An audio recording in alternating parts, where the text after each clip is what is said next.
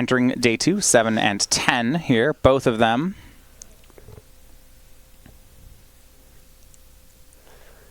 It is, from their position, 3 wins makes it into Sunday. Dilks on the play will start out on Gilded Goose. So in this matchup, we saw yesterday a Jund Sacrifice mirror, and once they get enough moving parts going, the deck does insane things. That said, do you expect much interaction as they both set up? So this is a spot where both players are kind of playing low to medium interaction decks that are just trying to go over the top of the other player. You know, your Nissa Hydroid Krasis combo of drawing 6 cards and making a 12/12 flying creature versus a deck that almost feels like, if you remember the game Katamari, where you build a big ball, but the point of building a big ball is just to build a bigger ball. Right. This is very similar to that, where you play cards, and the point of playing these cards is to get more cards. So we Gilded Goose into Trail of Crumbs for Dilks. He uses one of those food to activate Trail of Crumbs, finding a second copy of the enchantment. And this is, honestly, that line kind of just defines exactly what this deck wants to be doing. You just play these enchantments out, create resources on the battlefield for the sake of generating more resources. Second trail here, so Dilks, this will have him set up very well to get a fistful of cards.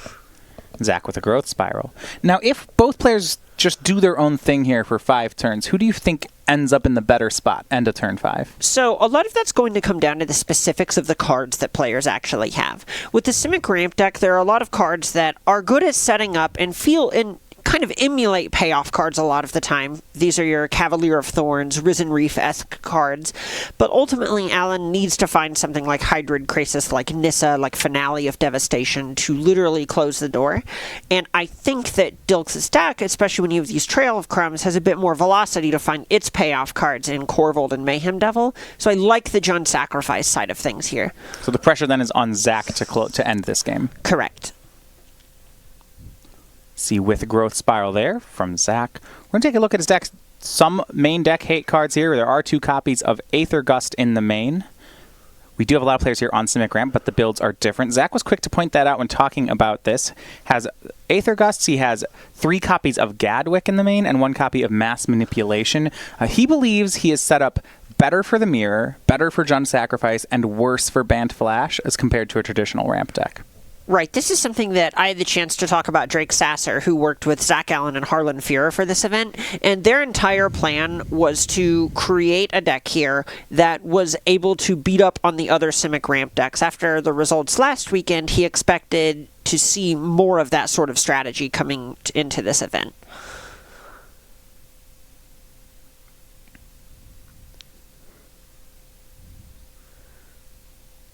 Back to Dilks we go. So it was Leafkin Druid and Paradise Druid for Zach.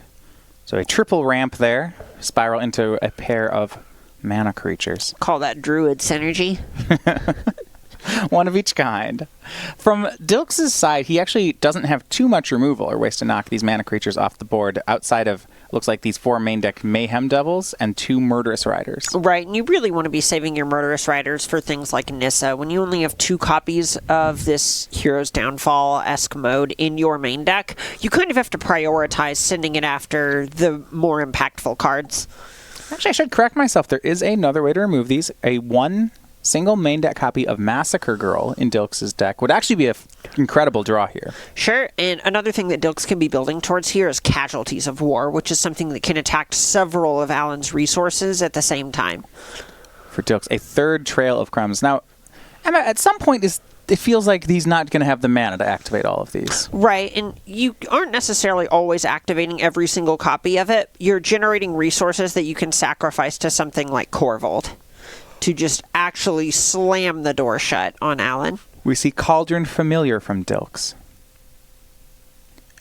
Once he gets a Witch's Oven set up, this should start to pop off. Oh, absolutely. At this point, it really is just Dilks looking for a way to close the game out. Yeah, and that's, I guess, I'm starting to see what you're saying with that. At the end of turn 5, Dilks is going to have the better board, so there is pressure on Zach to really do something here. Right. Having this Goose and a Trail of Crumbs draw on the play, that's the plan. That's what Jund Sacrifice wants to be doing every single matchup. Right, Dilks isn't going to run out of resources here. On Zach's side, you see him leaving those 2 forests untapped. Whatever could that be? It is Nissa who shakes the world. And, this is the way for Alan to end up coming out ahead in this. Floats 2 mana. And untaps with Nissa. Breeding Pool here. So 3 mana is going to make Risen Reef. The ramp continues. Does not One land in the there. Pool here. Maybe an Arboreal Grazer coming down. Looks like he's going to let the mana clear and attack with his 3/3.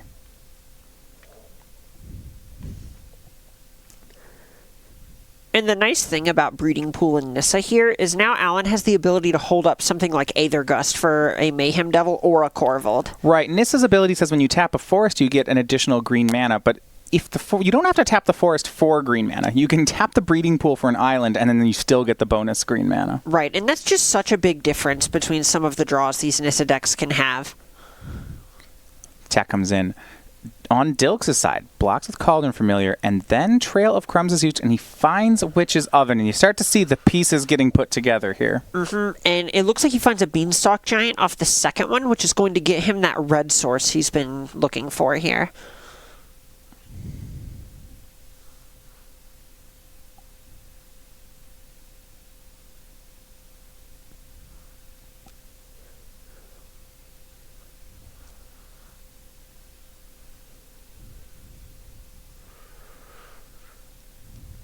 And we see after all this has been done, Dilks full grip of cards on his side. Now he just really wants to try and find a way to answer this Nissa. Fabled Passage from Dilks.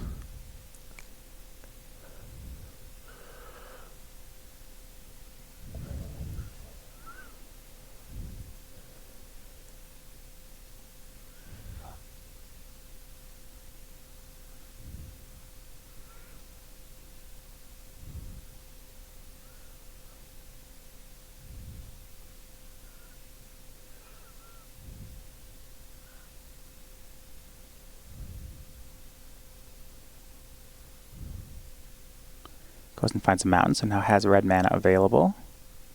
We saw that he got that Witch's Oven off Trail of Crumbs last turn. Still has Cauldron Familiar in the graveyard as well. The loop, ready to be established.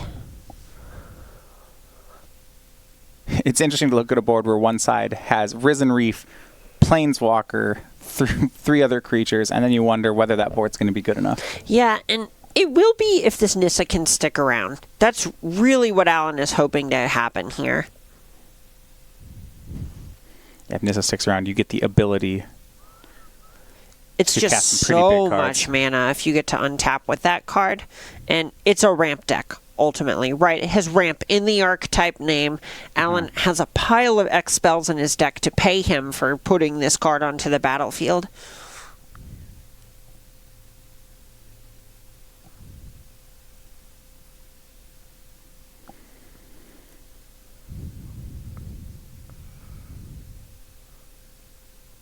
Beanstalk Giant going to go off on an adventure. That will grab another basic for Dilks. This is not one of those matchups where the Beanstalk Giant body is going to end up being very relevant. There are so many mana creatures that can just jump in front of it. Yeah, as strange as it seems, a 7/7 or an 8/8 actually just isn't a good enough card here. What Dilks needs to be doing is full comboing. Right, without any kind of evasion or trample being on that card, its body is just going to get invalidated. Back to Zach we go. Dilks does have it set up pretty well. 22 life and some chump blockers here with Cauldron Familiar and Witch's Oven to stave off these attacks for a while. Right. The big issue is that at this point, Jund Sacrifice has a bunch of things that are going to give you marginal advantages. We've reached a phase of the game where the Simic ramp deck is playing with hammers, and that's to say cards like any of its X spells, Hydroid Krasis, Gadwick, maybe even Mass Manipulation. Manipulation's not as good on this board necessarily, but you get the idea. These X spells are going to just be so much more powerful than putting 2 or 3 cards in your hand with a Trail of Crumbs, if it's still just putting things like Cauldron Familiar into your hand. 2 attackers now from Nissa.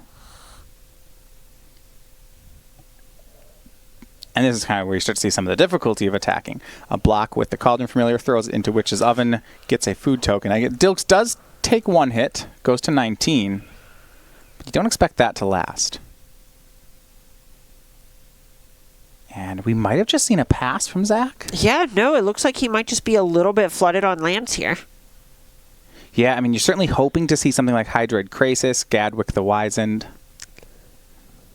Cavalier of Thorns, something that he can use to continue to add to the board. Right, this is not the flash deck. This is not signaling something like a Frilled Mystic. This is a sign of weakness from Alan's side of the battlefield. Really only Growth Spiral and Aether Gust are going to be doing anything from him here on Dilks' turn. Luckily, he does have that Castle of Antris to at least get him closer to something on the following turn, and it's unlikely he literally dies during Dilks' next turn.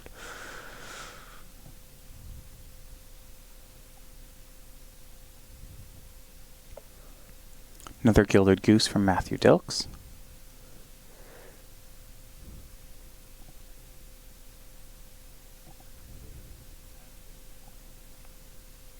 And we see another Cauldron Familiar. Now, the second Familiar, when you talk about this deck's scaling ability, isn't actually as important as the second Oven.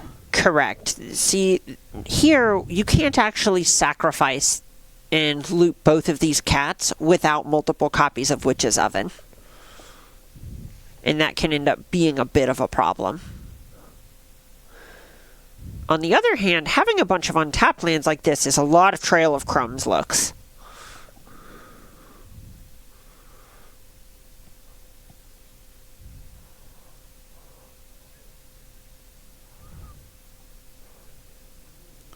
Go over to Zach.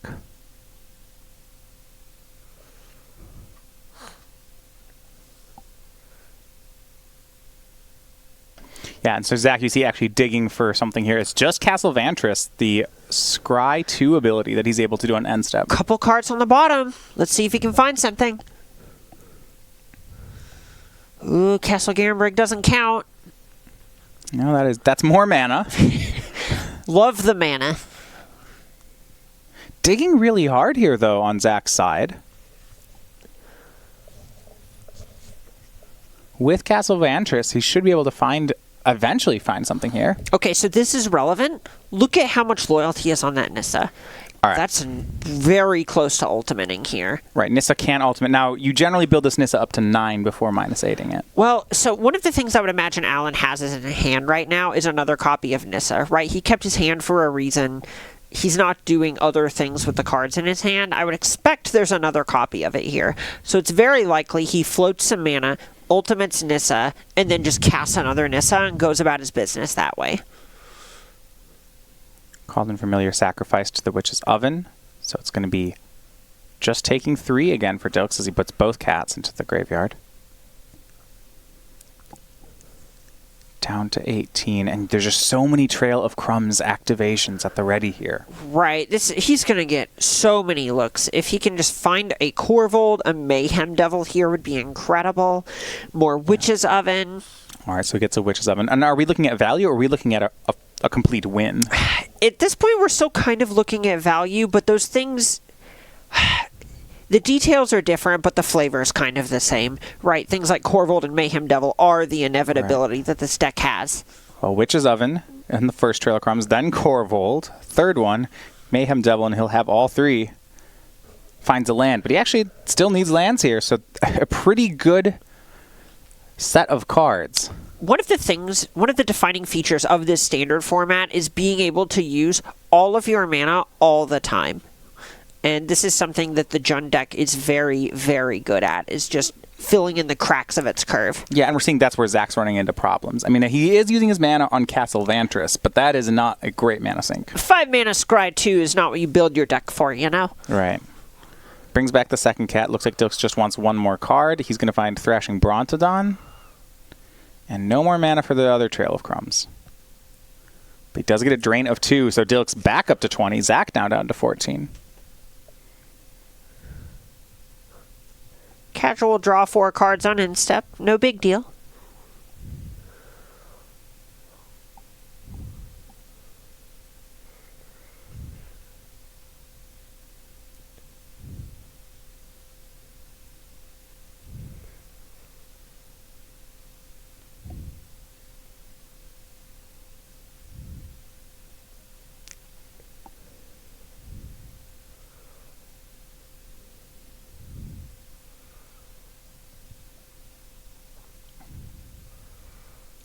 3 mana from Dilks going to be the Thrashing Brontodon. He found off that Trail of Crumbs.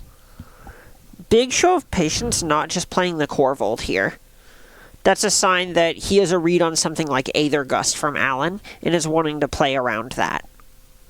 And casts the Witch's Oven. At a certain point, with enough of these Witch's Ovens and Cauldron Familiars, he may not even need the Corvold. Right, it's trying to turtle up and reach a point where he can cast multiple Mayhem Devils in the same turn and just punk Alan out of the game. Right. Remember, every time these Cauldron Familiars come back, they drain Alan for 1.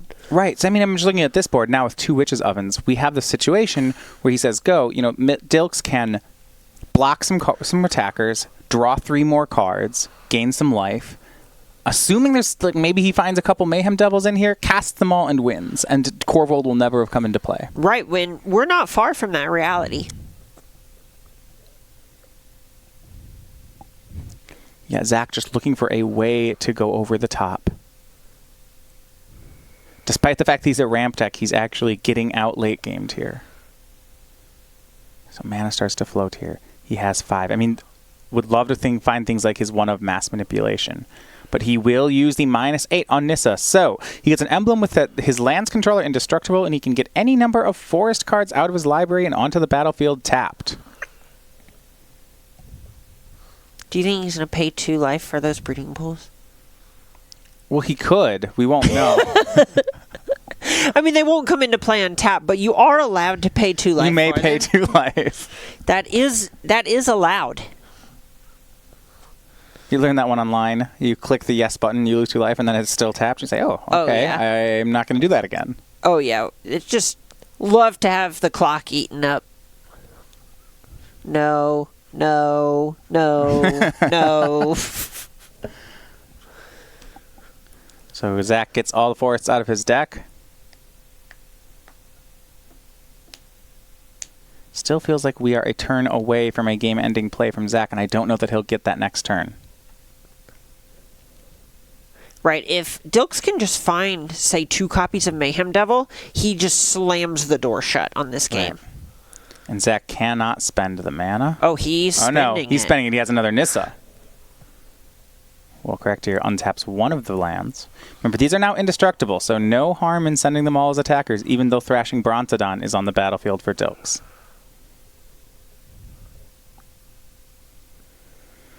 It's not lethal yet, though. Classic. Attacking for 12 indestructible across 3/3s. Yeah, it's fine. Dealing 1 damage. Yes. That is what's happening. Deal 1, lose 2. The classic. Yeah. Oh, wait, there's a third Cauldron Familiar, so now Dilks will go to the Trail of Crumbs. Excuse me. Zach Allen will be the one losing life here.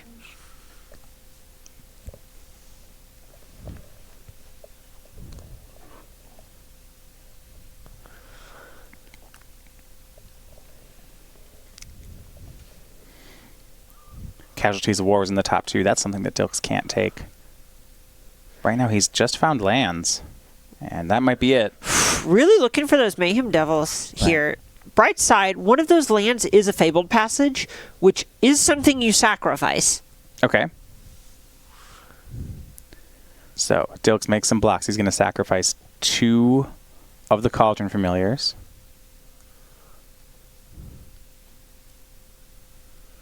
Yeah, does not take any damage that turn. What a game. At some point, right, and I like this, we get to see both decks scale up over and over here. Right, this is a spot where it's turn 8, turn 9, and both decks have upwards of 20 permanents and or 25 mana.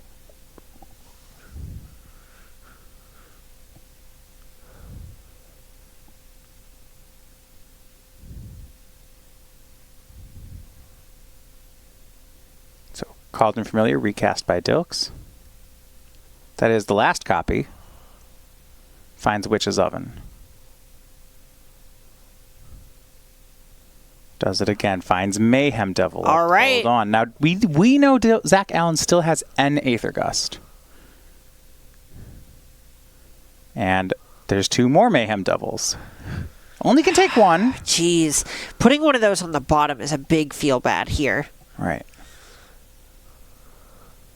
And one of the things I like is that if Dilks doesn't want to try to go for the win this turn, I don't know that he has it, he probably can get himself yet another turn. Right. This is a spot where, remember, sacrificing Bronodon to Oven is 2 food. Right, it so has that enough gets toughness. back 2 of the cats here. I mean, yeah, dinosaur is very meaty. Gets 2 full servings out of a fully grown dinosaur. That was a curse sentence. Didn't like that. There we go, Aether Gust. It's one of those words Puts it like back. moist. I just don't like the word meaty. I don't know Meaty. what it is. Let's not say it. Look. We just don't have. Back when our ancestors saying used to this, eat dinosaurs, you know? see? When they would hunt them and put them in ovens. Oh yeah, I hate this. They would hunt down the Brontodon and provide a 2-day feast after catching such a large creature. Nobody is making you do this. We just really don't have to. Whereas on the on the non-feast days, we would eat cat. I can't remember the last time I wanted a bit to end this badly. All right, so Alan getting another untap step, really hoping for a Hydroid Crisis here. That may be the point where something like a Mayhem Devil just isn't going to be enough. Right, and Dilks smells that this is getting toward the end of Alan's defenses. Both main deck copies of Aether Gust were used that turn. Those are the most interactive cards Zach has. So Dilks knows that next turn he can just cast all his things and they will work. Right. This is Zach's Alan's last moment. turn. Right, there's just no way Alan gets another turn after this. I would maybe imagine not no way, not. but both of those Mayhem Devils are on top, so he'll draw one for a turn and get the other one off Trail of Crumbs, and then the Yeah. world's just his oyster.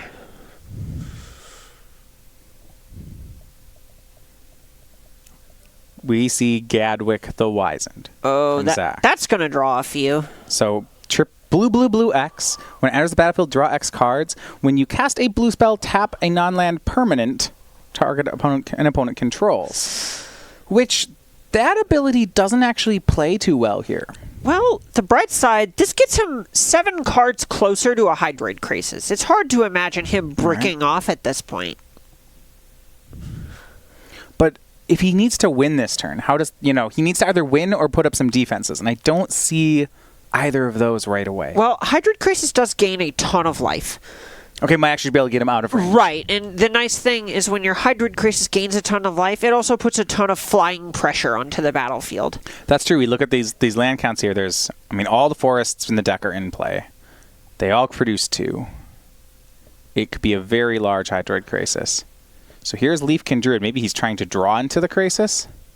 Right. Every time he casts just any elemental, Risen Reef is going to get him just a bit closer, but he can't really afford to sink too much mana into this. Yeah, each 2 mana that goes into this is 2 mana that's not going into Hydroid Crisis. So 3 mana from Zach. You see floating, so that's going to be Growth Spiral with green floating. He is going to tap the Brontodon. Now, I do have a question here. If Zach can't win this turn and he finds cards like Growth Spiral, can he use Gadwick and Growth Spiral to tap down the Witch's Ovens? And if it does it buy him a turn? It's upkeep. possible. I would put it as unlikely just because there are so many cats. Corvold is also a sacrifice outlet here. The geese sacrifice permanents. You wouldn't want to count on it. Right. I'm under the impression that Dilks will find a way to either recur enough cats or sacrifice 3 or 4 permanents to just slam the door shut here. And Cavalier of Thorns from Zach. That's going to get him 2 cards. 1 off the Risen Reef, 1 off the Cavalier. But again, this isn't Hydroid Crisis. 5 cards. Gets a land. It's an island. None of those reveals being Crisis is good for Alan here. Right, he just wants to hope that there's still a Crisis in his deck somewhere. At some point, though, he's drawn a lot of cards. I would be concerned about whether or not Crisis starts to draw all his cards. Yeah, and I'm double checking the list right now. He does have 4 of them. He just really needs to find one. Yeah, I know, right? We were looking at that. It's like, come on, he's a Simic Ramp deck. He has to have 4 Hydroid Crisis. Yeah, it's kind of reached the point where I had to look back at the list. Yeah. I guess there's a chance they might have leaned into Gadwick to just try and draw more cards. Let's make sure. But no, it looks like Alan is just struggling to actually find the card.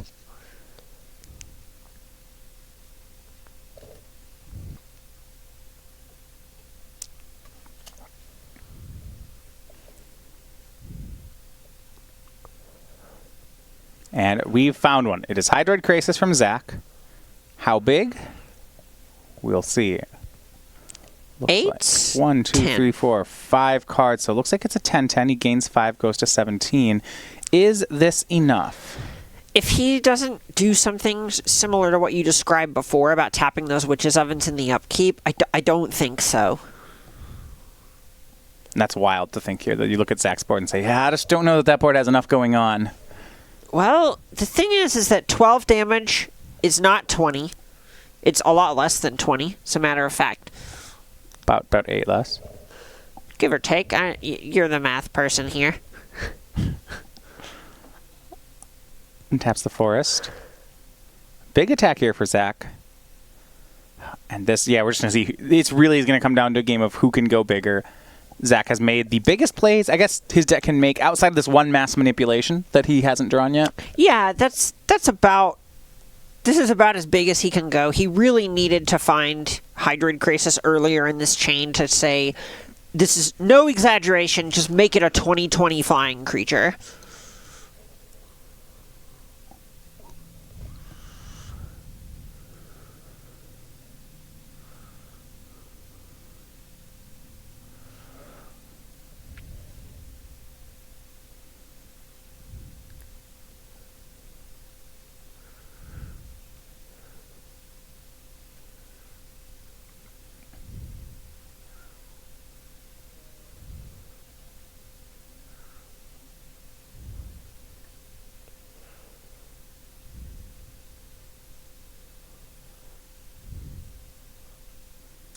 Two blocks, sacrificing, gets 2 food with the ovens.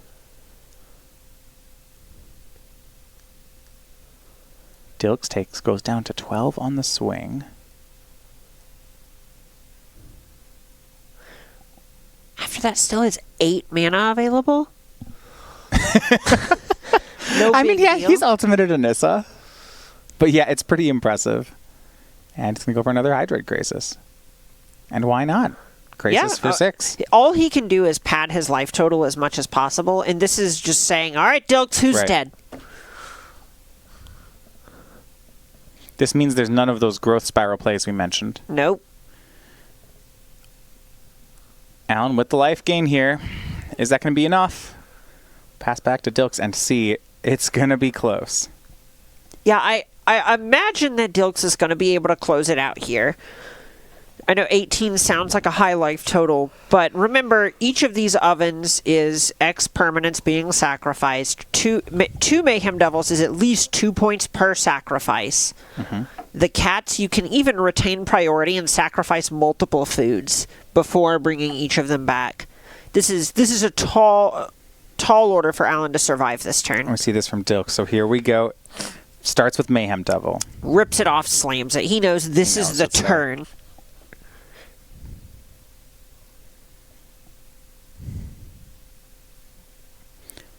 Cauldron Familiar number 1 out of the graveyard.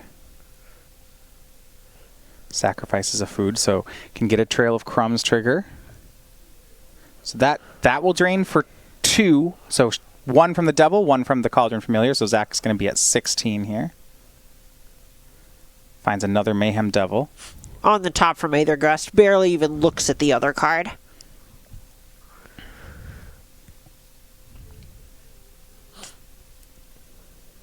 It's hard to think there's anything better to cast than that second Mayhem Devil. Right.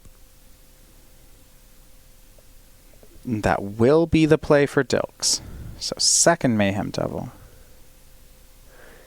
Imagine Fabled Passage will end up being the land for a turn, since it's a shock land, but the other direction. If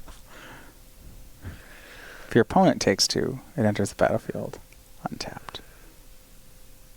So, Fabled Passage, Zach to 14. Yeah, so each of these Witch's Ovens represents It's 3. 5 damage. 5, right. So you sack the cat, which is 2, and then sack the food, which is 2, and then the cat trigger is 1. So that's already 15 right there. This is deterministic. I believe Dilks has sealed this game, and it's a matter of going through the motions for the next he actually should have so. this. He probably has Zach from about 24 here, not just from 14. You could even go higher than that because of the Gilded Geese. You can sacrifice Bronodon for multiple food. Right. There's so much damage here, and this is a lot of why the Jund Sacrifice deck is favored in the matchup, is because you have so much reach. Well, you certainly had a ramp opponent get an emblem from Nissa, cast a Krasis for 10 and for 6 in the same turn, and we're still able to win. And that is what Matthew Dilks does, taking a game 1 where we really saw both decks play to their conclusion. Right, and there is certainly a point where Alan flooded. Right, he took about 2 turns off in the middle there, and that's not something your deck can really afford to do when you're falling behind. But then on the sacrifice side of things, Dilks also spun his wheels and didn't find a Mayhem Devil until turn 8, I believe it was, turn 9. Right. So I think we do see that on both sides, kind of as you're mentioning. Yeah, both players taking some time off. So we will look at the sideboards to kind of dissect what each player can do here. On Zach's side, it was those 2 turns of Castle Vantressing that felt like where he lost it. Right. I completely agree with that. It's just, you can't really afford to take off turns like that. And he had the setup in the early turns, so it's easy to see why he kept the hand that he did. He had an Aether Gust most of the game. Dilks just didn't have the cards to make that really worth a card until it was too late. Looking at the sideboard for Zach, shifting Ceratops, Aether, 2 more Aether Gusts, a Disdainful Stroke, 3 Mystical Disputes, a Negate, 3 Return to Nature, a Tameo, and a second Mass Manipulation. The 2 Aether Gusts looked pretty good there. Big fan of Aether Gust here, since it answers a lot of the payoff cards. I also like Return to Nature. So most of the time that card is just naturalized with a very small amount of upside, but it hits both Witch's Oven and Trail of Crumbs, and those are 2 of the bigger engine cards for the Jund Sacrifice deck. Right. That third ability, exiling a card from a graveyard, might every once in a while catch a Cauldron Familiar, but I do agree it's a naturalize. Exactly. It's something where it might do that, but most of those cases you're going to want to hit the Witch's Oven anyway. Right. So you can see those naturalizes then coming in. Yeah, that's something that I would like to see be brought in by Alan here, and it feels pretty pointed for the matchup. For Matthew Dilks, 3 Noxious Grasp, 3 Duress, 3 Lovestruck Beast, 2 Massacre Girl, 2 Wicked Wolf, a Murderous Rider, and a Thrashing Bronzodon. All right, so here, top of the sideboard, the biggest change between this week's Jund Sacrifice deck and last week's, the Piotr Glogovsky won the Mythic Championship with. These Noxious Grasps are great against specifically Nissa, who shakes the world. It's a concession to that card, to big Hydroid Krasis, and it can even hit Cavalier of Thorns in a pinch. Yeah, it's a 2-mana card that should set Zach back a turn, which is Dilks should be very happy to have. Right, and if Alan doesn't have something like a real counterspell, which he only has, 1 negate out of the sideboard, he's not actually going to be able to interact with it very well. The metagaming going on with all of these copies of cards like Aether Gust means that really everything's go for black spells. Mono black spells, that is. So if you haven't a chance to look at the Star City Holiday Sale, that's going on all month. It is 15% off all online store orders from the SCG store. You can find that on our website. It is live now. Make sure you use the promo code on checkout of SCG15. That's 15 for 15% off. So something else I would expect to come in out of Dilks' sideboard are those copies of Massacre Girl. That's one against anything playing a bunch of mana creatures is going to look absolutely incredible. Just imagine the chain of going kill a Paradise Druid, kill your own Cauldron Familiar, hit all the 3 X3s from Nissa and your Leafkin and Arboreal Grazer. There are all kinds of things that it can kill. And ultimately, Alan's payoff cards are mostly creatures. Yeah, and that was something I was interested in. There's 1 Massacre Curl main. Dilks can board all the way up to 3 copies of it. Do you want 3? I believe so. It's a card that's frequently going to be several Stone Rains, and that's got to be great against a ramp deck.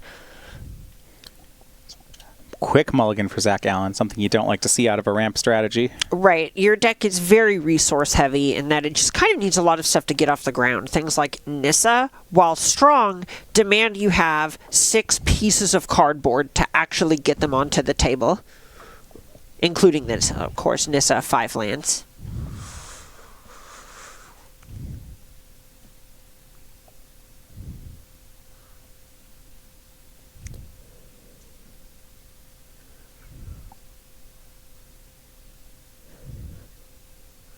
Do you have an opinion on the Dilks jacket? I like the jacket. I want to see the Dilks Tomiko jacket matchup. So if you didn't see, because Tomiko was challenging him on the jacket game yesterday. Oh, Tomiko on social media he definitely leans into the fashion side of things. All right. We had 2 excellent jackets yesterday. Dilks is running back the same one. Tomiko might be changing day to day. Listen, sometimes you just got to have a good old-fashioned wardrobe change. Look at Dom Harvey bringing Ross Merriam to the Players' Championship. We're hoping to see that one on camera. It is. It's a good shirt. Good outfit. You could say Dom's not planning to board in any Rex Sages today.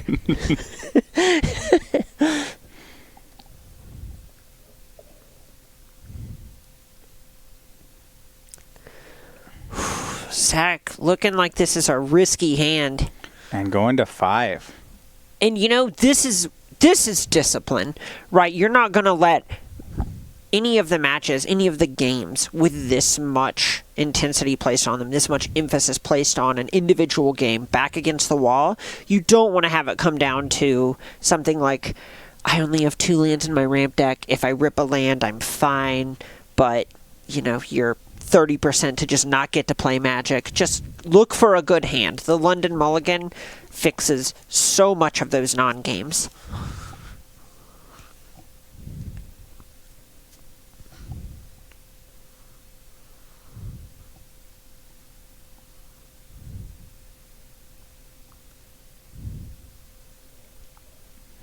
On the play on 5, there's going to be some concern for Zach Allen.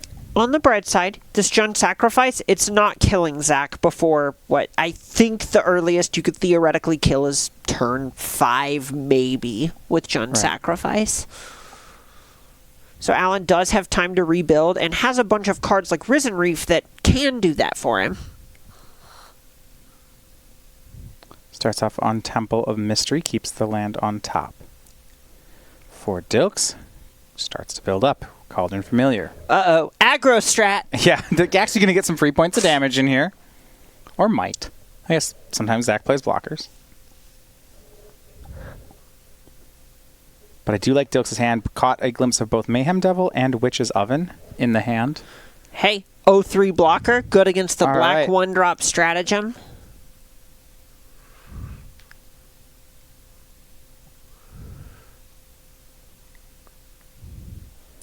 Castle Lockman for Dilks. Love the attack. Swings in. That's not going to do anything, but Call. might as well try. Witch's Oven's the play, and a second Witch's Oven. Call that the Tormenting Soul. Yeah, so he's already just going to go ahead with these. Brings the cat back. That drains for 1. And not going to fire off the second one just yet. No, at this point you can kind of just protect the card a little bit if you think Allen might have something that could do something to the cat.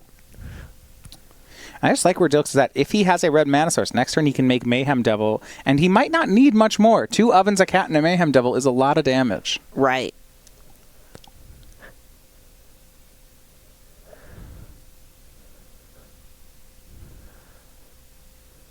Growth Spiral from Zach Allen. Gets him up to land number 4. Can tap 2, makes another Leaf Kindred, down to just 1 card. A lot of mana, though. Right. This is what he'd want in the early game. So something I might like to have seen from Dilks is seeing him actually sacrifice the cat on his turn to play around the cat getting exiled by Return to Nature. Third Witch's Oven for Dilks. Ooh. Can you smell what the Dilks is cooking? I think he's cooking cats. Look what the cat dragged in. 2 Witch's Ovens is 2 more drains. But I don't, and this is an opening for Zach. Dilks missed the 3rd land drop. It's not just that he didn't have red, he didn't have any lands. Oof. All right, well, okay, so this is a way that Zach gets in this game? Right. Uh-oh. Castle Vantress. That's a land here. Ooh. And Gadwick the Wise. And Zach was down to 1 card, and that's a pretty good one, as it will draw him 4 more cards. Mulligan to 5? More like mulligan to 9. And this is going to make it hard for Dilks to block in some cases. Well, I guess actually that's not even true because of the ovens. Tap my cat, as a matter of fact. Yeah, if he can find that red mana source And here we go. Uh-oh. Maybe it's just fine. So Dilks, let's get this. So Zach's to 15. Whoa. Here's Mayhem Devil. Hold on. So each of these Witches Ovens now is 3 points of damage. Is that right? So these tap to Lava Spike. So he can deal, what, 11 here? Well, this is 1. Zach to 14. He might end up going after 13. creatures? I doubt it. Right, so he has Zach to, I believe, we'll confirm he has Zach to 13 here, and then 3 ovens that tap to Lava Spike. So he's got him on a 2-turn clock. Yeah, if Alan doesn't have something to answer this Mayhem Devil, that is the game.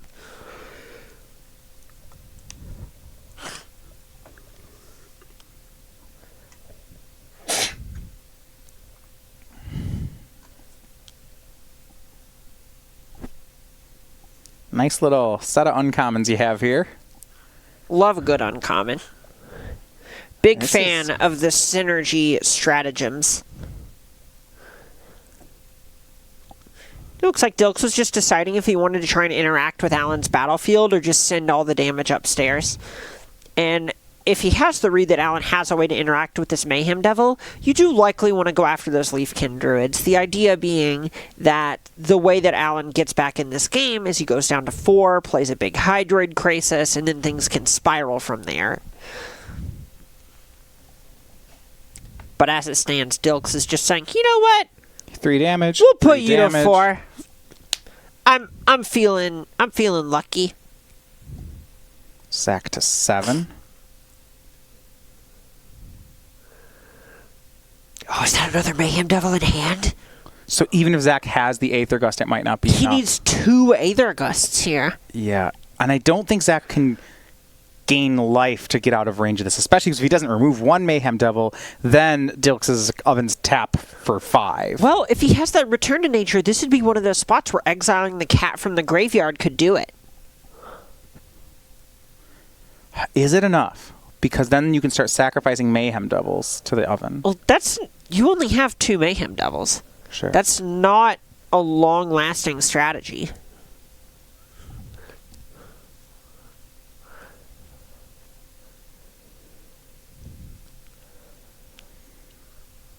To Zach we go, he has one of those Return to Natures, and he has a copy of Aether Gust.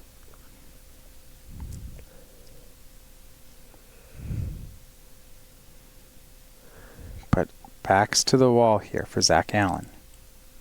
Nissa Who Shakes the World is the play. Oh, this actually puts Alan in an okay spot where he can Aether Gust Mayhem Devil, then if Dilks goes to respond and use the cat, Alan can then exile the cat from the graveyard, and Dilks putting it on top of his library, if he puts the Mayhem Devil on top, won't actually be that strong unless he has another cat in his hand.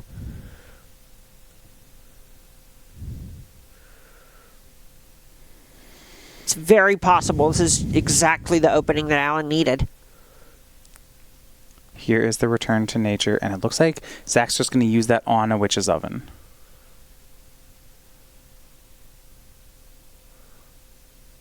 So, in response, Dilks sacrifices the cat. 1 trigger on the stack. I think we're going to see an Aether Gust here. With the food creation trigger on the stack. Okay.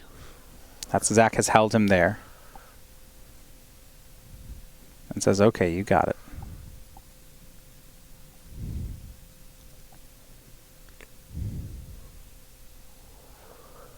Swing in for 6 from Zach. Oh, and it may be Dilks has the read on another copy of Return to Nature and won't pull the trigger on this cat as a result. Yeah, the only way for him to do that safely is to have 2 food in play.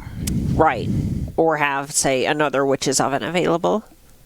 Yeah, I mean, once he untaps the Witch's Oven, he can start going for that play. Worst case scenario, he has to sacrifice a Mayhem Devil, which is bad, but manageable. Sure.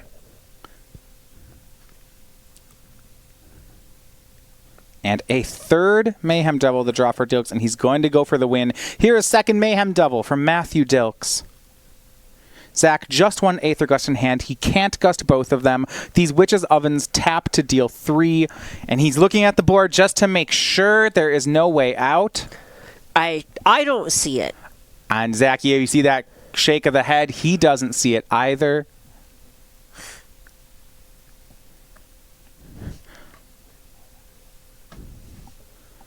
And he extends the hand. So it is Matthew Dilks, 2-0. Jund Sacrifice picks up the win. The higher seed moves on to the second round.